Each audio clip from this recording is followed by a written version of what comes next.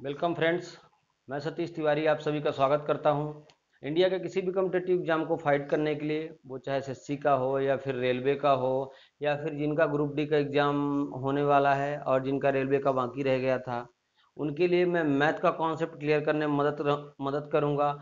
और जिन बच्चों को मैथ का पूरा कॉन्सेप्ट आता है या फिर रिवीजन करना चाहते हैं, वो इस सेशन में या फिर ये जो वीडियोज़ हैं इनको ज़रूर देखें, जिससे आपको आने वाले फ्यूचर में मदद मिले। और ख़ासकर जो एसएससी के बच्चे हैं जो फ्री ऑफ कॉस्ट तैयारी करना चाहते हैं, जो offline exam, offline coaching centre या फिर ऑनलाइन कोचिंग सेंटर में भी जो पैसे पे नहीं कर सकते, उनके लिए बेस्ट ऑप्शन है। तो सबसे पहले तो क्या करें कि चैनल को सब्सक्राइब कर लें। जो भी बच्चे चैनल में नए हैं वो चैनल को सब्सक्राइब कर लें। और वीडियो अगर एक बार में आपको पसंद नहीं आती है, मतलब आपको पता नहीं चलता है एक बार में, तो आप वीडियो को दोबारा देखें। अगर वीडियो को दोबारा देखेंगे ताकि आपको पता चलेगा कि हाँ, वीडियो में कंटेंट ये है। और जो चीज़ें आपको समझ में नहीं आती है वो कमेंट बॉक्स में आप शेयर कर सकते हैं, कमेंट बॉक्स में बता सकते हैं कि हमको ये बात समझ में नहीं आएगी। ठीक है। तो मैं आपसे कहता हूँ कि आप जो भी कंटेंट चाहिए, आपको जो भी कंटेंट इस मीन्स एजुकेशन रिलेटेड या फिर एग्ज़ाम रिलेटेड, तो वो आप मुझे शेयर कर सकते हैं कमेंट बॉक्स में। मैं पूरी कोशिश करूंगा कि वैसा ही कंटेंट आपको दिया जाए। और आज हम टाइम स्पीड एंड डिस्टेंस के पार्ट बोट एंड स्ट्रीम में चर्चा करेंगे। नाव एवं धारा की कैसे कैसे नाव और धारा से संबंधित क्वेश्चन आ जाते हैं और स्टूडेंट को प्रॉब्लम हो जाती है, तो इसी के बारे में मैं आज चर्चा करूंगा। तो आइए सबसे पहले मैं बात करता हूं आपसे कि जो नाव है ना, नाव अगर चलेगी तो किसी ऐसे सरफेस पे तो नहीं चल सकती है, किसी पानी में चलेगी या फिर पानी में जो चलेगी नाव तो उसकी कोई स्पीड रहेगी, यानी नाव की तो खुद की स्पीड रहेगी, लेकिन वो जो पानी, जो धारा, जिस धारा से वो पानी बह रहा है, उस पानी की भी कुछ स्पीड रहेगी। आपको कॉन्सेप्ट ये बात पता होना चाहिए कि जो चाहे टाइम स्पीड डिस्टेंस का कोई भी चैप्टर हो, उसमें distance equal to speed into time का ही फैक्टर चलता है, राइट। तो अगर मैं आपसे कहता हूं कि बोट एंड स्ट्रीम में, सबसे पहले मैं आपको बता दूं कि अगर शांत जल में नाव की चाल, शांत जल में नाव की चाल, हमेशा आप यही करना, शांत जल में अगर नाव की चाल आपसे पूछे तो आपको भी रखना है। क्या रखना है? भी। यानी स्पीड ऑफ बोट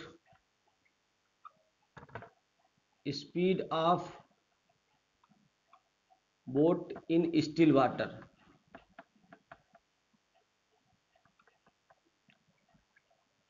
भी हो जाएगी। शांत जल में नाव की चाल हमेशा भी रखना। और जो धारा की चाल रहेगी, यानी कि जो नाव चलेगी अगर पानी में, तो पानी में जो धारा बह रही उसकी भी कुछ चाल होगी। यानी कि नाव की चाल, धारा की चाल पूछ लेता है तो आप यू लिखना। ठीक है। यानी कि speed of stream, speed of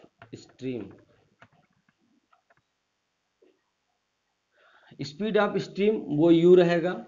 शांत जल में नाव की चाल, यानी पानी अगर बह नहीं रहा है, उस जल में नाव की चाल को हम भी मानेंगे हमेशा।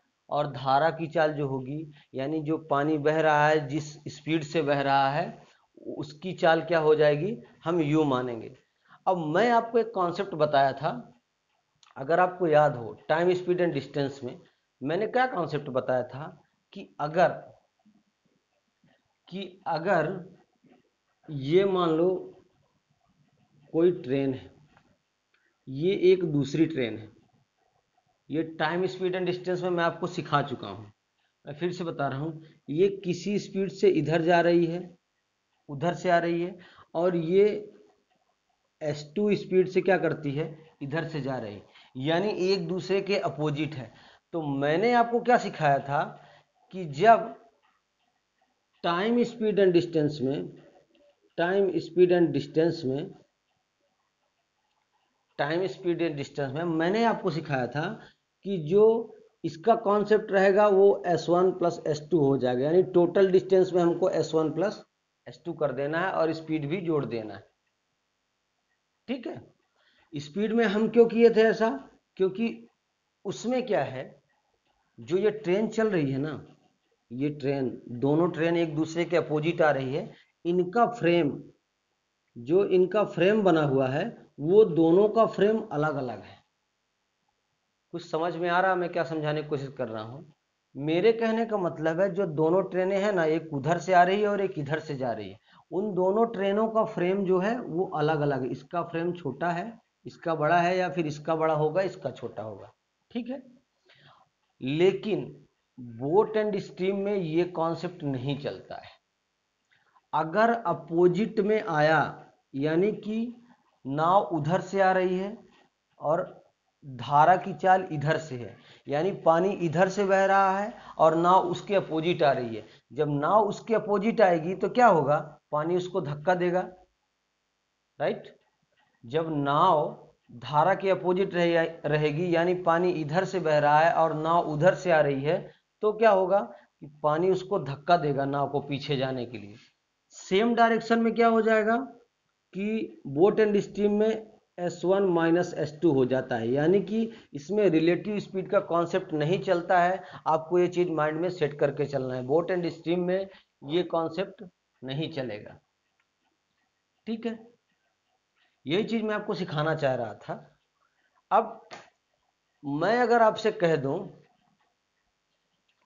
कि मान लीजिए ये धारा बह रही है, ये एक कोई धारा बह रही है, ठीक है, इसमें ये आपकी नाव है, मान लीजिए ये आपकी नाव है, ठीक है, इसको कोई आदमी चला रहा है, कोई आदमी मान लीजिए चला रहा है, ठीक है।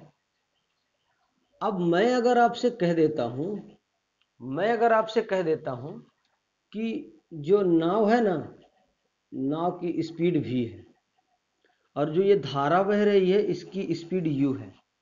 समझना, बहुत अच्छा कॉन्सेप्ट है। अगर एक बार में आपके समझ में आ गया तो फिर बोट एंड स्ट्रीम का कोई भी क्वेश्चन इससे बाहर नहीं जाएगा। मैं आपसे कह रहा हूं कि जो नाव की स्पीड है वो v है और धारा की स्पीड u है, और दोनों सेम डायरेक्शन में बह रही है।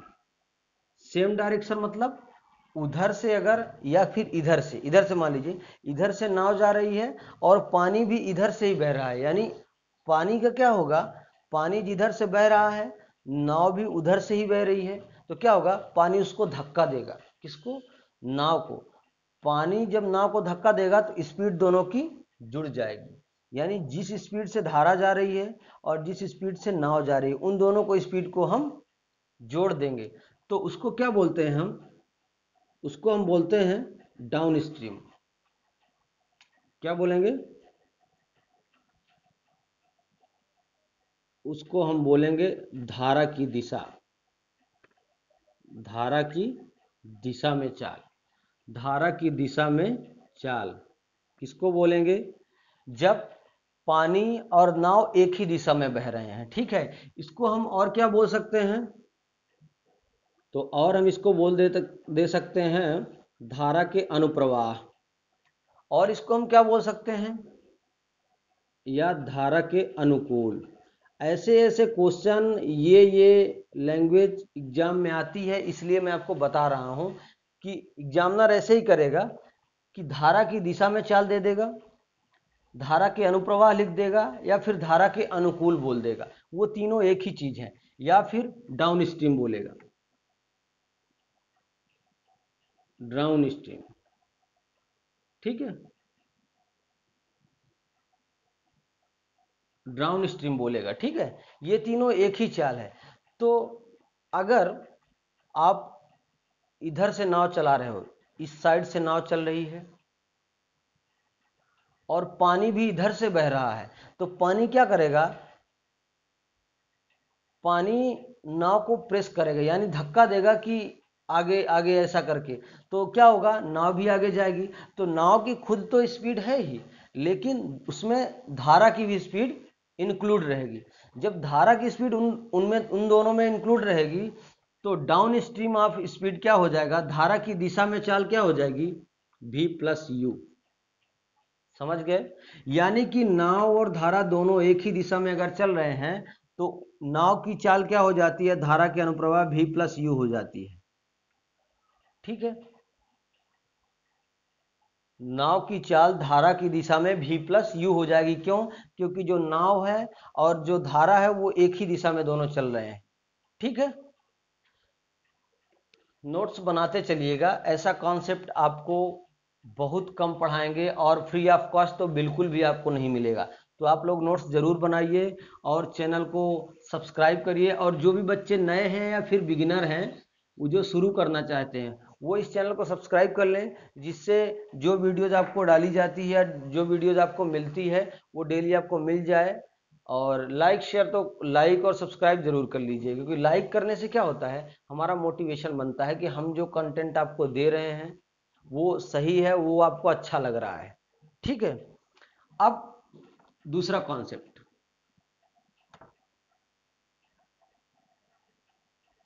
ये मान लीजिए एक धारा बह रही है, क्योंकि बोट इन स्ट्रीम में इसी से क्वेश्चन है। हाँ, और ये आपकी नाव है, सॉरी, हाँ, ये आपकी नाव है।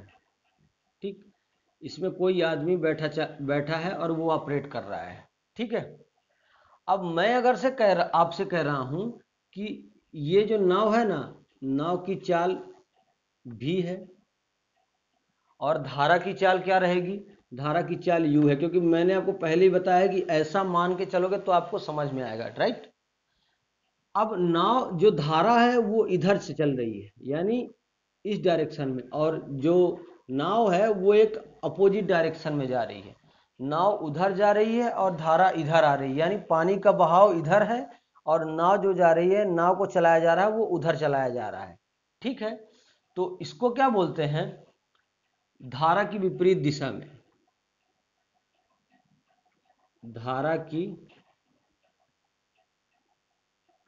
विपरीत दिशा में, या फिर ऊर्ध्व प्रवाह,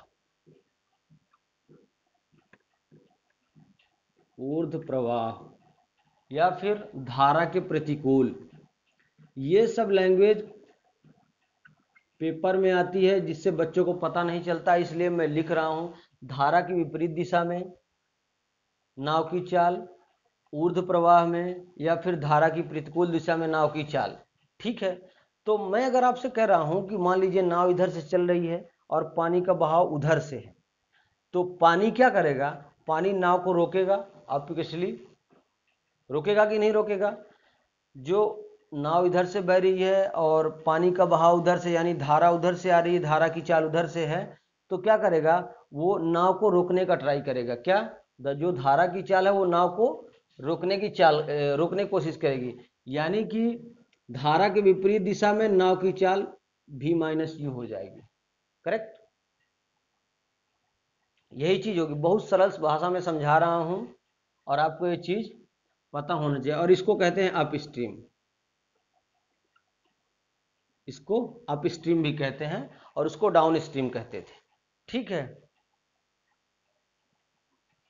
अप स्ट्रीम में धारा के विपरीत दिशा में v माइनस यू हो जाएगी। अब जेनरल सा केस क्या है बताता हूं आपको, जनरल केस आपको एक बता देता हूं।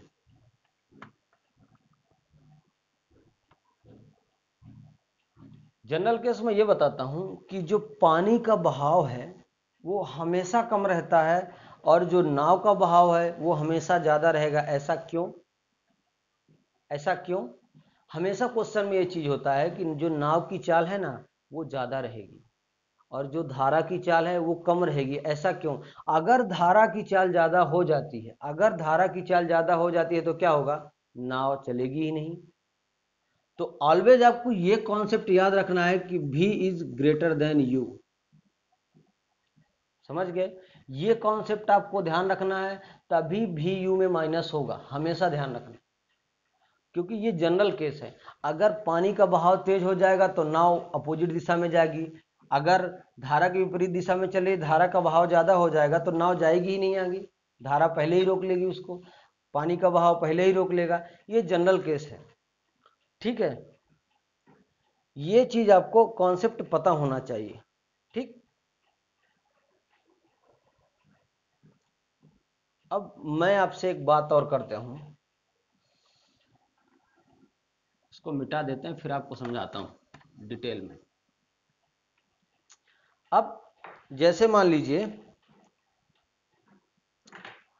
टाइम स्पीड एंड डिस्टेंस में ये एक फार्मूला जो है d equal to speed into time, ये बहुत इंपॉर्टेंट है और ये हर आदमी को मालूम ही होगा, क्योंकि मैं कई दिनों से ये लेक्चर पढ़ा रहा हूँ और जिनने मेरा लेक्चर नहीं देखा है वो पीछे की वीडियो जाके देख लें, तब आपको आगे की बात समझने में अच्छा लगेगा और पूरी बातें समझ में आएगी। और मैं बता रहा हूँ ना, इतने सारे क्वेश्चन करा दूंगा, आपका जो भी डाउट्स है वो सब क्लियर हो जाएगा। किसी भी एग्जाम में बैठ जाना, वो चाहे CGL का हो, UPSI हो, CHSL का है, और SSC तो ऑलरेडी 90,000 वैकेंसी निकालने वाला 2021 में निकाल चुका है कुछ वैकेंसी। और दूसरी बात मैं आपको बता रहा हूँ कि जिनके एग्ज़ाम रेलवे के बचे हुए हैं और जो ग्रुप डी की तैयारी कर रहे हैं, ग्रुप डी का एग्ज़ाम कुछ दिन में होगा, तो ये सब आप देखे रहोगे, ये सब आप पढ़े रहोगे और नोट्स ज़रूर बनाइएगा। अगर वीडियो एक बार में समझ में नहीं आती है तो दोबारा देखने की कोशिश करिए, दोबारा देखिए और आपको वीडियो ज़रूर पसंद आएगी, ठीक। अब मैं आपसे बात करता हूँ कि distance is equal to speed into time होता है। तो मान लीजिए ये कोई बिंदु है, ये ए बिंदु है, ये बिंदु है, ठीक है। एक व्यक्ति यहां से चलता है तो जो धारा की दिशा में चलेगा उसको डाउन स्ट्रीम बोलेंगे। अब मैं क्या करूंगा, धारा की दिशा और धारा की विपरीत दिशा को DS और US लिखूंगा, ठीक है। तो डाउन स्ट्रीम में जो चलेगा धारा की दिशा में, और एक क्या चलेगा, अप स्ट्रीम में चलेगा धारा की विपरीत दिशा में, ठीक है। तो मुझे एक बात बताओ आप कि ये दोनों कंडीशन है ना, डाउन स्ट्रीम मतलब पानी उधर से बह रहा है और नाव भी उधर से ही आ रही है, और दूसरी कंडीशन में क्या होता है, पानी उधर से बह रहा है और नाव इधर से जा रही है। तो दोनों कंडीशन में आप मुझे बताइए कि टाइम किस में ज़्यादा लगेगा।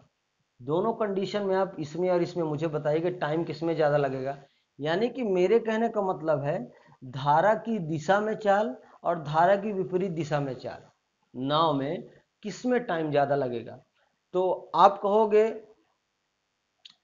आप क्या कहोगे कि आप जो अप स्ट्रीम है ना, अप स्ट्रीम है ना, उसमें टाइम ज़्यादा लगेगा। क्यों? क्योंकि नाव उधर से आ रही है और पानी इधर से बह रहा है, यानी धारा इधर से जा रही है, तो क्या होगा, नाव को धारा इधर से रोकने का कोशिश करेगी, तो इसमें क्या करेगा, अप स्ट्रीम में धारा की विपरीत दिशा की चाल में टाइम ज़्यादा लगेगा। ऐसा मैं क्यों, ऐसा मैं आपको बता रहा हूँ। अगर यहाँ से यहाँ तक की डिस्टेंस है ना, डिस्टेंस, डिस्टेंस क्या है, कांस्टेंट है, मान लीजिए कांस्टेंट है, नियत है या एक ही है, ये सब चीज़ें आपको, मतलब डाउन स्ट्रीम में भी वही डिस्टेंस है और अप स्ट्रीम में भी सेम डिस्टेंस है। तो अगर दोनों में डिस्टेंस, अगर दोनों में जाते समय और आते समय, जाते समय और आते समय दोनों में अगर दूरी बराबर है, एक ही दूरी है, यानी दूरी नियत है, डिस्टेंस कांस्टेंट है, तो क्या कॉन्सेप्ट मैंने आपको सिखाया था कि जो स्पीड का रेशियो होगा ना, स्पीड का रेशियो टाइम के रेशियो के इन्वर्सनली प्रोपोर्शन होगा, राइट। ये मैंने आपको concept time speed and distance में सिखाया था। अगर आपको पता नहीं है तो वो वीडियो देख लीजिए और कॉन्सेप्ट क्लियर करिए। मैं आपको पहले बताया था टाइम स्पीड एंड डिस्टेंस में कि अगर डिस्टेंस कांस्टेंट है, दूरी नियत है, यानी कि जाते समय इधर से और इधर से आते समय दूरी बराबर है, तो क्या होता है, जो स्पीड का रेशियो होता है वो टाइम के रेशियो को इन्वर्सनली प्रोपोर्शन होता है, यानी कि उल्टा हो जाता है। यानी कि पहले में अगर स्पीड और टाइम का रेशियो 4:3 है, तो दूसरे में क्या हो जाएगा, 3:4 हो जाएगा। यानी कि स्पीड का रेशियो अगर ये है तो टाइम का रेशियो ये हो जाएगा। समझ गया मेरी बात? मैं वही आपको सिखाना चाह रहा हूँ। अब जब स्पीड का रेशियो टाइम के रेशियो के इनवर्सली प्रोपोर्शन होता है तो सिंपल सी बात है, ये अप स्ट्रीम में क्या होगा, अप स्ट्रीम में समय ज्यादा लगेगा, यानी कि वो अपोजिट डायरेक्शन में चल रही है, अपोजिट में चल रही है तो समय इसमें ज़्यादा लगेगा। तो डाउन स्ट्रीम में मान लीजिए कि इसके ये T1 टाइम से चल रही है और ये T2 टाइम से चल रही है, तो आपको मैं कहना चाहता हूँ कि T2 is greater than T1, यानी कि ये वाला जो टाइम है ना इससे ज़्यादा लगेगा। अगर ये 3 घंटा ले रहा है तो ये 4 घंटा लेगा, ये 4 घंटा ले रहा है तो ये 5 घंटा लेगा, यानी कि ऑलवेज इसका टाइम ज़्यादा लगेगा। ये कॉन्सेप्ट बहुत ज़रूरी है, ये आपको पता होना चाहिए। ठीक है, नोट्स बनाते रहिएगा, जिससे आपको समझ में नहीं आए तो आप नोट्स देख के उसको कर सकें। ठीक है, अब मैं क्या करता हूं, आपको एक चीज बताता हूं बहुत सरल भाषा में, और इसको सरल करने की कोशिश करता हूं। जो इसका कॉन्सेप्ट है ना, कैसे v प्लस यू, कैसे v माइनस यू, और धारा की चाल, नाव की चाल, ये सब चीज़ें कैसे हो रही, ये मैं आपको क्लियर करने की कोशिश करता हूं। ठीक है, आप 3 गोले बना लीजिए। ये पहला गोला बना लीजिए, ये दूसरा गोला बना लीजिए, ये तीसरा गोला बना लीजिए। ठीक है, गोला सही नहीं है, कोई हंसेगा नहीं, सिर्फ आपको पढ़ना है। राइट, तो मैं अगर से कह देता हूं आपसे कि ये 3 गोले हमने क्यों बनाए हैं, तो आपको पूछना जरूरी है कि सर क्यों बनाए हैं। तो ये क्या हो जाएगा, ये मान लीजिए ये धारा की विपरीत दिशा के लिए है, पहला गोला धारा की विपरीत दिशा, यानी कि अप स्ट्रीम इसको बोलेंगे। ठीक है, और ये नाव की चाल के लिए है, किसके लिए है, नाव की चाल में। ठीक है, ये नाव की चाल के लिए, और ये क्या है, ये डीएस के लिए है, डाउन स्ट्रीम के लिए है, यानी धारा की दिशा में चाल।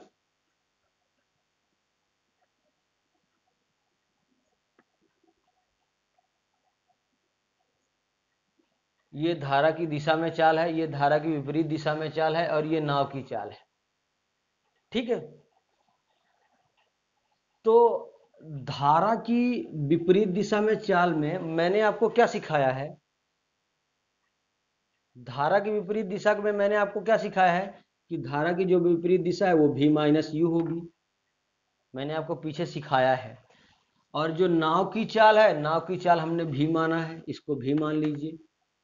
और डाउन स्ट्रीम में क्या होगा, दोनों एक ही साइड से जा रही है, यानी नाव भी इधर से जा रही है और धारा की चाल भी इधर से है, तो v प्लस यू ही होता है, ये मैंने आपको पहले सिखाया है। ठीक है, ये तीनों चीज। अच्छा, मैं क्या करता हूँ, इसको इसके अंदर लिख देता हूँ। ठीक, v माइनस यू, इसको भी लिख देंगे, इसको v प्लस यू लिख देंगे। ठीक है, इसको थोड़ा सा अच्छे से बना लीजिए, बहुत सरल भाषा में समझाऊंगा। ठीक है, अब मैं अगर आपसे कह देता हूं कि मुझे मुझे क्या करना है, जो धारा की विपरीत दिशा चाल है ना, मुझे नाव की चाल में जाना है, मुझे यहां से नाव की चाल में जाना है। कुछ समझ में आ रहा है आपको? अगर मुझे धारा की विपरीत दिशा से, धारा की विपरीत दिशा से नाव की चाल में जाना है तो प्लस यू करना होगा। ठीक है, और नाव की चाल से मुझे इसमें जाना है तो भी प्लस यू करना पड़ेगा, क्योंकि नाव की चाल सिर्फ भी है। और इससे इसमें आना है तो यू प्लस करना है, इससे इसमें जाना है तो यू प्लस नहीं करना। मैं बताऊंगा क्या करना है। अगर धारा की विपरीत दिशा से आपको नाव की चाल में जाना है तो प्लस यू करना है, और नाव की चाल से आपको धारा की दिशा में भी जाना है तो भी प्लस यू करना है। ठीक है, अब मैं अगर आपसे बोल देता हूं कि आपको अप स्ट्रीम से डाउन स्ट्रीम में जाना है, धारा की विपरीत दिशा में धारा की दिशा में जाना है, धारा की जो विपरीत दिशा है ना, धारा की विपरीत दिशा, उससे धारा की दिशा में जाना है तो आपको 2u प्लस करना पड़ेगा। क्या करना पड़ेगा? 2u प्लस करना पड़ेगा। सॉरी, आपको क्या करना पड़ेगा? 2u प्लस करना पड़ेगा। और अगर आप धारा की दिशा से धारा की विपरीत दिशा में जाते हो तो क्या करना पड़ेगा? तो भी 2u आपको प्लस करना पड़ेगा। तो 2u आपको माइनस करना पड़ेगा ना, सॉरी। कॉन्सेप्ट कुछ समझ में आ रहा है? मैंने जो पीछे पढ़ाया वही मैं लिख रहा हूँ यहाँ, बस मैं इसको ग्राफ में लिख रहा हूँ ताकि आपको पता चले। बहुत सरल भाषा में, अगर धारा की विपरीत दिशा है, बीच में नाव की चाल है और धारा की दिशा में चाल, तीनों चीजें, यही चीजें तो मैं आपको अभी पढ़ाया हूँ। तो पहले मैंने आपको कॉन्सेप्ट में सिखाया कि धारा की विपरीत दिशा चाल v माइनस यू, धारा की दिशा में चाल v प्लस यू, क्योंकि धारा की दिशा में चाल तो v प्लस यू जो नाव की चाल है, और धारा की चाल प्लस क्यों होती है मैंने आपको सिखाया, क्योंकि दोनों एक ही दिशा में जा रही है। तो पानी तो ऑलरेडी उसको धक्का देते जाएगा, जो पानी का बहाव है वो नाव को धक्का देगा। तो जो पानी के बहाव की स्पीड है और जो नाव की स्पीड है, दोनों को ऐड कर देंगे तो v प्लस यू हो जाएगी, धारा की दिशा में चाल हो जाएगी, और ये धारा की विपरीत दिशा में। अब मैंने आपको सिखाया अगर नाव की चाल में जाना है धारा की विपरीत दिशा से तो प्लस यू, यानी धारा की चाल आपको जोड़ना पड़ेगा। और नाव की चाल से डाउन स्ट्रीम में जाना है, धारा की दिशा में जाना है, तो भी आपको नाव की चाल जोड़ना ही पड़ेगा। अब क्या बोलता हूं मैं कि धारा की विपरीत दिशा से और डायरेक्टली धारा की दिशा में आना है, तो एक यू तो हमने पहले जोड़ा था इसमें नाव की चाल में आने के लिए, दूसरा यू जोड़ेंगे तो यहां आएंगे ना डाउन स्ट्रीम में, राइट? अब समझ में आ रहा है कुछ?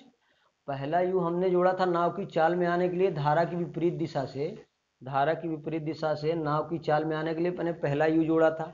जब हमको वहां से यहां आना है तो क्या हो जाएगा?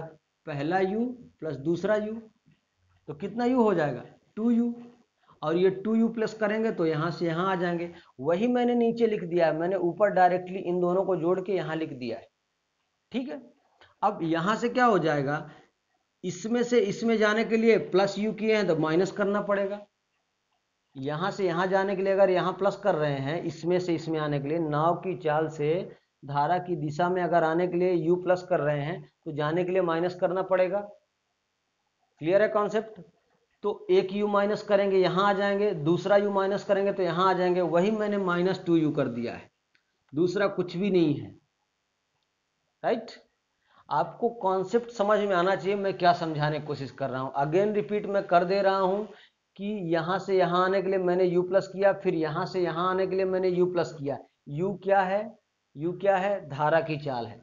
तो अगर ये दोनों का क्या होता है, u प्लस यू, 2u हो गया, तो यहां से डायरेक्टली यहां आने के लिए 2u हमने प्लस कर दिया है, और जाने के लिए यहां से यहां में माइनस यू करेंगे, यहां से यहां माइनस यू करेंगे, तो यहां से डायरेक्टली यहां जाने के लिए मैंने माइनस 2u कर दिया है।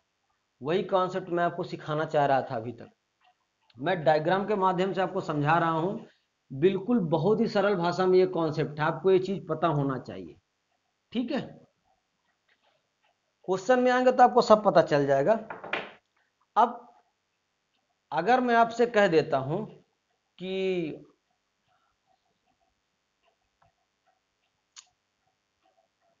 अगर आपको कुछ v माइनस यू दे देता है, रुकिए मार्कर चेंज कर लेते हैं, आपको दे दिया v माइनस यू, यानी कि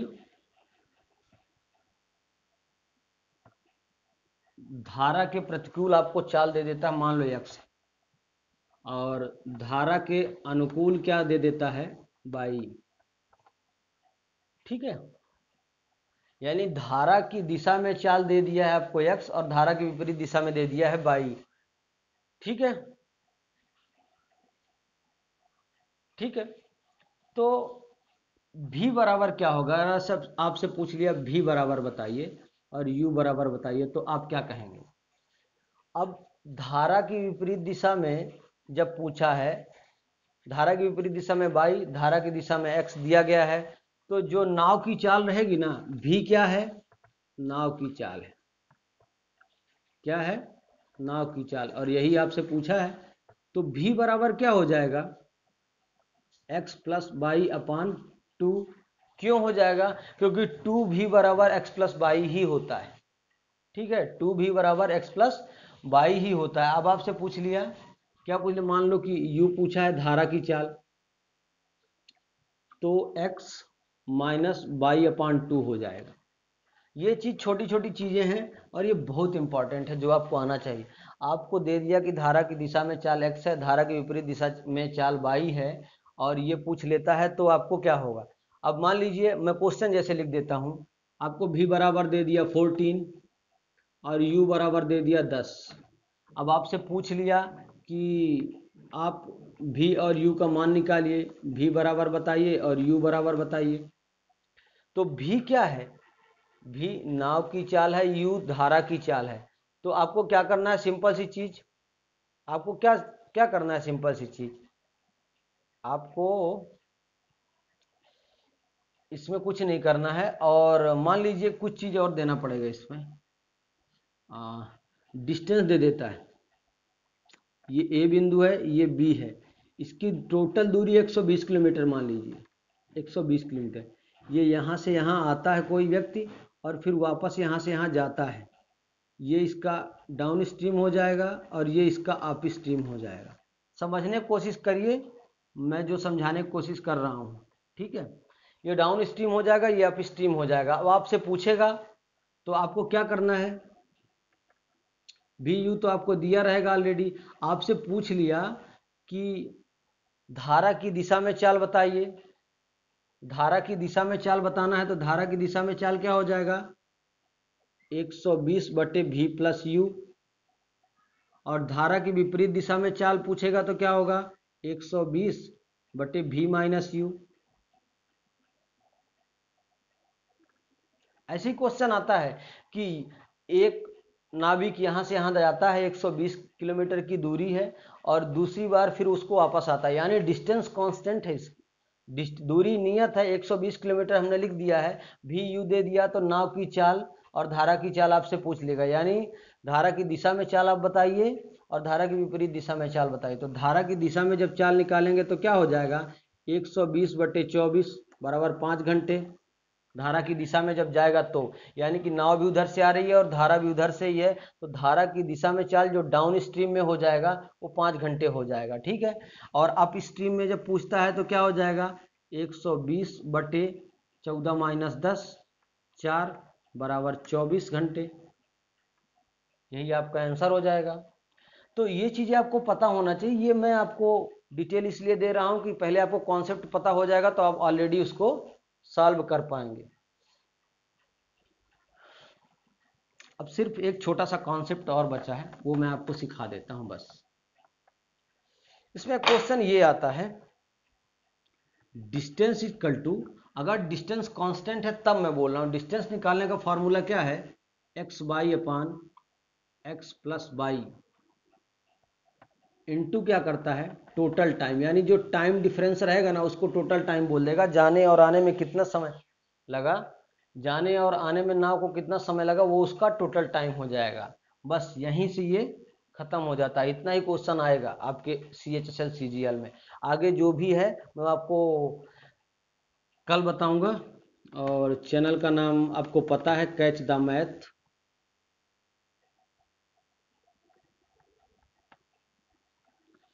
चैनल का नाम कैच द मैथ है। चैनल को सब्सक्राइब कर लीजिएगा, लाइक कर दीजिए वीडियो आपको अच्छी लगे तो, और शेयर भी कर दीजिएगा। लाइक शेयर करने से क्या होता है, लाइक शेयर जब आप करते हैं तो हमारा मोटिवेशन बना रहता है उस चीज़ के लिए कि हाँ हम जो कंटेंट दे रहे हैं वो स्टूडेंट को पसंद आ रहा है और वो अच्छे से उसको पढ़ पा रहा है। यही चीज़ें हैं। और जो भी बच्चे चैनल में नए हैं वो सब्सक्राइब करें, जिससे क्या है जो नई वीडियोज़ आए ना वो आपको डायरेक्टली मिल जाए, डायरेक्टली आपको नोटिफिकेशन उससे आ जाएगा। और साइड में एक बेल आइकॉन होगा, उसको भी प्रेस कर लीजिएगा, तो जितने भी वीडियो मैं अपलोड करूँगा वो सब वीडियोज़ आपको मिल जाएंगे और आप अच्छे से पढ़ पाएंगे। थैंक यू, धन्यवाद।